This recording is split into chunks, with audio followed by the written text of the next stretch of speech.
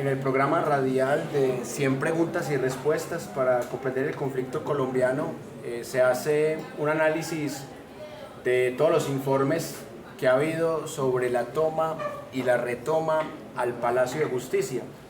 Particularmente se puede notar allí que hay un informe inicial de la misma época en donde se dice que toda la responsabilidad es de la guerrilla del M-19. Luego viene otro informe en donde las víctimas empiezan a buscar investigaciones, peritajes, y allí es en donde encuentran la culpabilidad de miembros del ejército. Después hay un tercer informe hecho por unos magistrados independientes del Estado, en donde llegan a otras conclusiones. Allí por primera vez se habla de la presunta participación del cartel de Medellín en la toma al Palacio de Justicia. Y hay un último informe en donde se niega la participación del cartel de Medellín. O sea, son más o menos 4 informes y cada uno obedece a 4 momentos históricos distintos. El último informe es del año 2015. Pero, ¿qué podríamos concluir a partir de allí? Que solamente en los 3 últimos informes se habla de la responsabilidad del ejército. Solo en el primero se habló de que era solo responsabilidad del M-19. Que los magistrados están de acuerdo con alias Popeye, que el cartel de Medellín sí tenía intereses en tomarse el Palacio de Justicia. Pero ¿cuál es la única evidencia que tienen? Una reunión que tuvo Iván Marino, un líder del M-19, con Pablo Escobar. Y allí, en ese documental que analizamos de History Channel, entrevistaban al presidente Petro, pues que en esa época era congresista, o ya estaba pues casi a puertas de volver a ser candidato presidencial. Bueno, él fue alcalde, antes había sido congresista. En esa época él era otra vez, era un alcalde de Bogotá, y no sé por qué ahí dicen que ex candidato presidencial, era más fácil decir el cargo que ocupaba actualmente, pero ahí Petro dice que los magistrados pues tienen como prueba una reunión, y que esa reunión no era prueba suficiente como para decir que el cartel de Medellín los había patrocinado.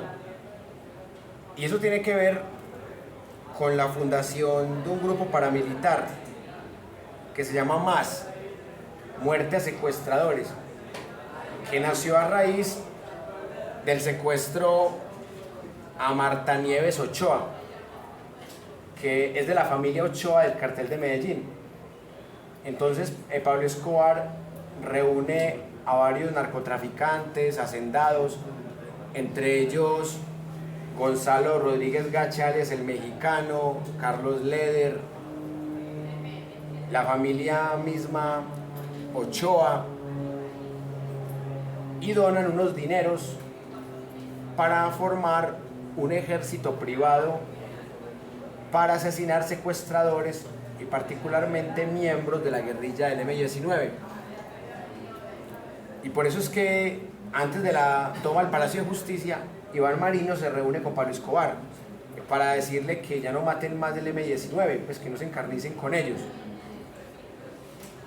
Pero los magistrados de esa comisión de la verdad que crean en el nuevo milenio interpretan eso como que Pablo Escobar le dice al M-19 que la única forma que los dejan en paz es que ellos se tomen el Palacio de Justicia, porque está allí discutiéndose el tratado de extradición, y a los del cartel de Medellín no les conviene que se apruebe un tratado de extradición.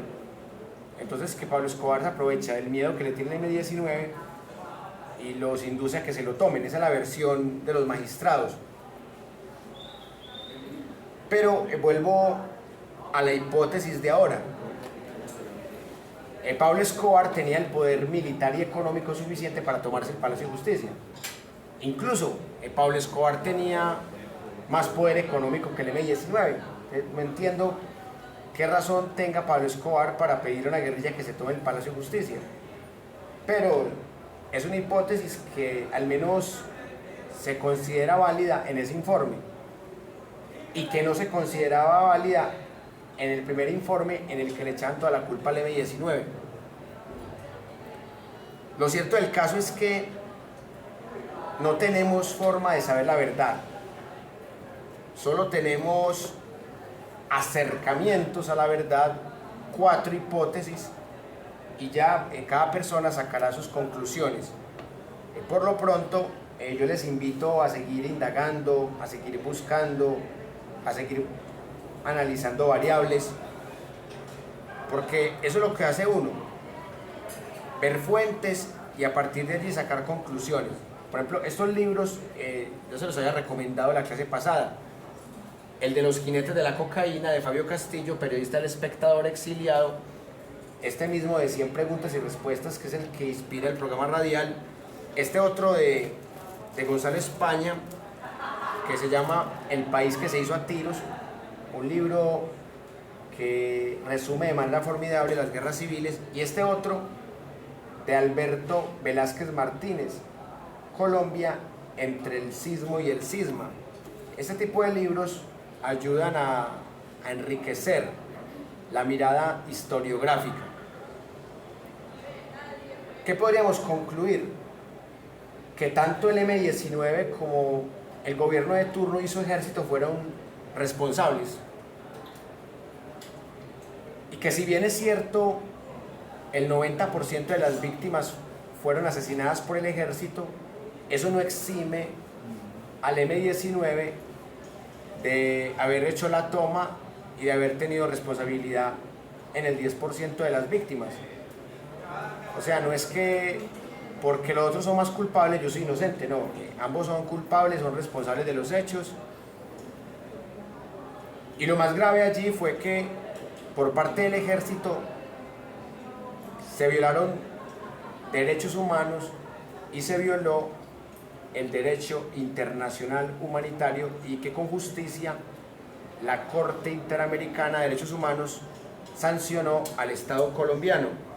Y la última sanción llegó precisamente en el gobierno de Juan Manuel Santos, época en la que se hizo ese documental de History Channel.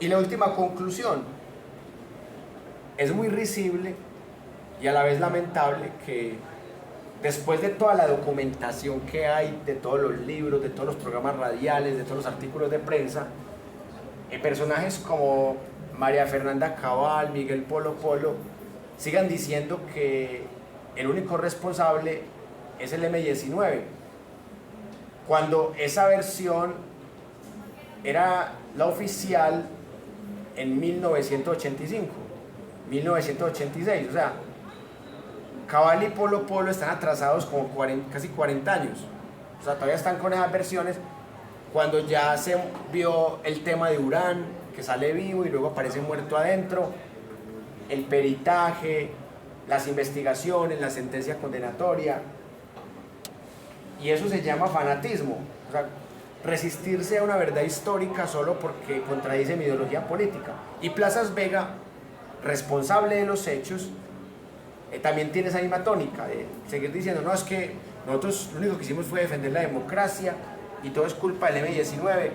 Pues uno tiene que ser muy fanático para, después de ser responsable del 90% de las muertes, seguir echándole la culpa solamente al que tiene el 10% de responsabilidad de las muertes. Bueno, muchas gracias por haber compartido. Voy a llamar a Lista para que nos vamos.